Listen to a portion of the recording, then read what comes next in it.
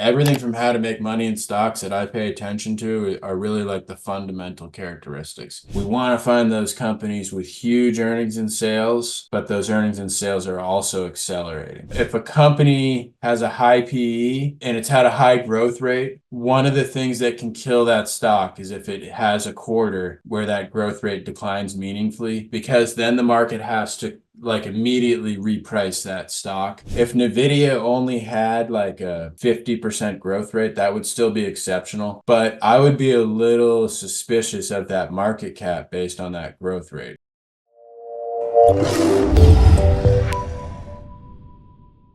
All right, so the fundamentals. So everybody talks about how to make money in stocks and the can slim strategy and all this stuff. I am not a can slim trader. Like, I do not follow the can slim method.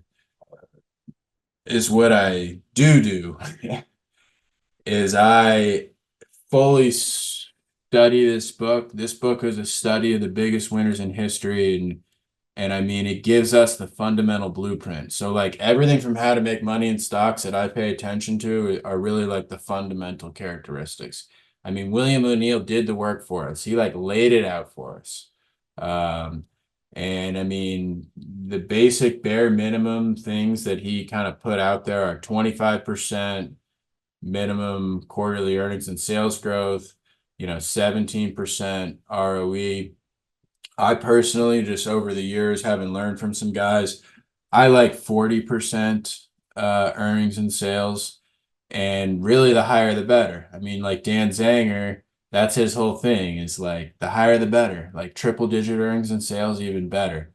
And then also we want to see accelerating growth versus just like growth. So, if a company has one really good quarter, let's say they grow their earnings at like 30 or 300% and their revenue at like 150%, but then the next quarter it's like 40-40, and the next quarter it's like 35-25.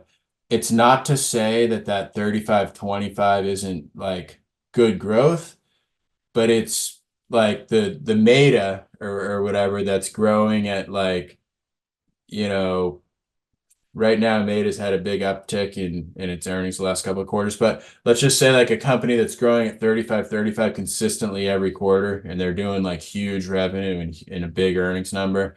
That's like a mature growth company. That to me is a better number than some company that like had huge growth and then it decelerated rapidly and the numbers aren't that big.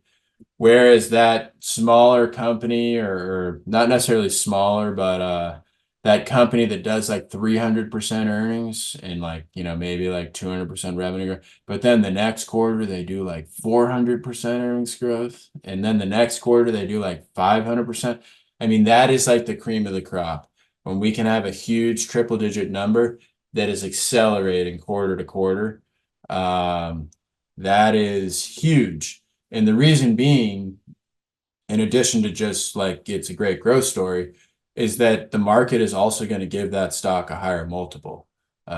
Because every single year when they hit their number, like think about it, if a stock has 100 PE and they grow earnings at 500% over the course of the year, and generally those stocks do go up, but let's say the price is the same, now that PE is 20. So, that's why I don't really look at PEs exclusively on growth stocks, because if they grow quick enough, even if they double, which is what we've seen with Nvidia here, right? Nvidia has gone up, over 500%, yet the PE has come down. So we want to find those companies with huge earnings and sales, but those earnings and sales are also accelerating, ideally. And then I do, and there's no, again, there's no like formula I can give you here, but I do kind of in the back of my head, I pay attention to the market cap versus the revenue or growth rate. So for example, if I'm looking at a stock, like, so for example, like Nvidia, right? I think it dipped a little, but it had a $2 trillion market cap.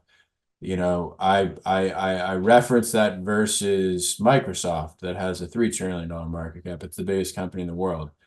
Now, if Nvidia had I think Nvidia trades at like 65 times earnings or something. If Nvidia only had like a 50% growth rate, that would still be exceptional. It would still be great. But I would be a little suspicious of that market cap based on that growth rate. Um, just because, it's trading at a fairly high multiple. It's got a huge market cap and got good growth, but it's not like exceptional. Whereas Nvidia at present, growing at like 500%, let's say that it can just, explode those revenues at that rate. Now that market cap to me, it's still, you're banging up against the Microsoft levels. It's still like, man, can they keep doing this? But I'm willing to sort of give it the benefit of the doubt, as long as the price action's good, right?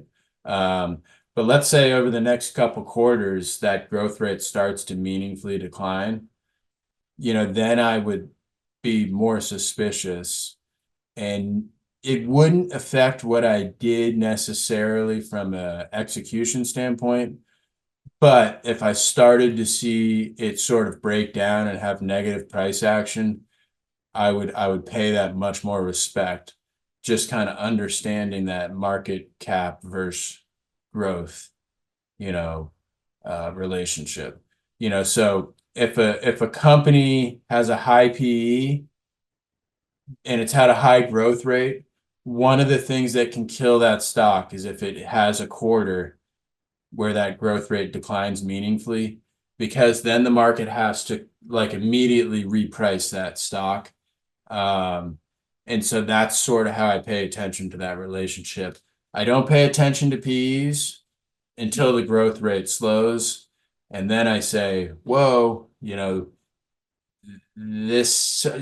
a name that I thought was really, really going to turn into a big winner off the lows was Snowflake, SNOW.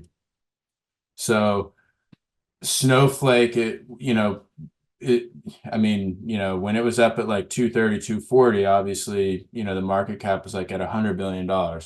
Something that if a company is going to deliver on its growth is not a growth rate that you really have to, or a market cap you really have to be concerned about. It could go much higher.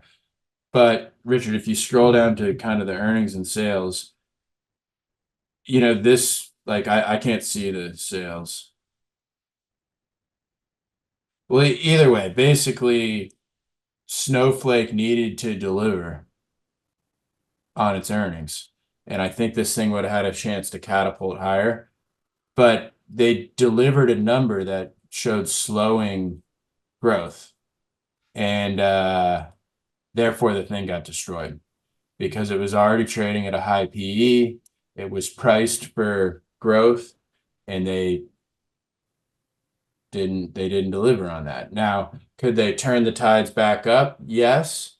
But I think a stock like Snow is a total avoid until this fundamental picture turns, because the market was already pricing it for growth. And so they need to deliver on that growth for this thing to go back up, in my opinion.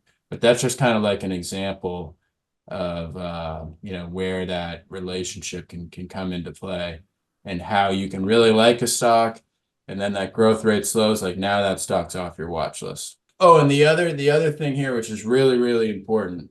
So a book you guys have heard me reference plenty of times before, Trade Like an O'Neill Disciple, Chris Catcher and Gil Morales. But coming out of the internet bubble and kind of looking at these internet-ish type tech companies, they really noticed that revenue growth in particular was more important. I don't want to say like more important than earnings, but revenue growth became more meaningful. And so a stock that I like to give as an example is Amazon. Amazon actually did not become profitable. I can't remember the exact year, but I want to say it was only like 5 to 7 years ago when Amazon actually started to turn a profit. but their revenue growth was huge. And it's what we've sort of seen with these more internet-y type modern tech companies is they will sacrifice profitability for huge revenue growth, and the market will reward that revenue growth until the market feels like there's no path to profitability. So, once kind of that, I call it like a polarity flip. I don't even know if that makes any sense, but the market will buy up that big revenue growth until, for whatever reason, the market determines, the growth has been great here, but you know what? All of a sudden, we don't think that they can make this profitable. Then that's when you want to kind of watch out. But if we go back and look at some of these big winners, like I was telling Richard, in the COVID market, I did really well in Zoom.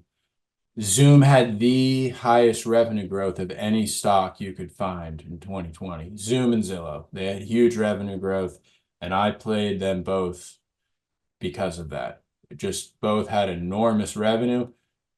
Thinking back on it, I'm not positive the answer for this. I don't think Zillow was making money. And I'm not sure about Zoom. They probably weren't. Maybe they did later in the year. But Zoom they had had, just turned, I think. yeah, maybe. But its PE was like 1,000 at the very beginning, and it Exactly. actually Yeah. lowered over the run because of that earnings growth over time. Exactly. And Yeah. so, like, I think the reason why the market rewards revenue growth as long as they see a path to profitability is like, what was the Amazon model? Like, we are going to take market share. Like, that's our goal. So as long as the market sees a company taking market share, and the market sort of looks at it and says, well, you guys aren't making money, but you're only not making money because you're prioritizing growth. And once you decide to kind of balance things out a little more, that revenue is going to flow through to earnings in a major way. I think the market will buy that company. So, that's kind of why I think revenue growth is so important.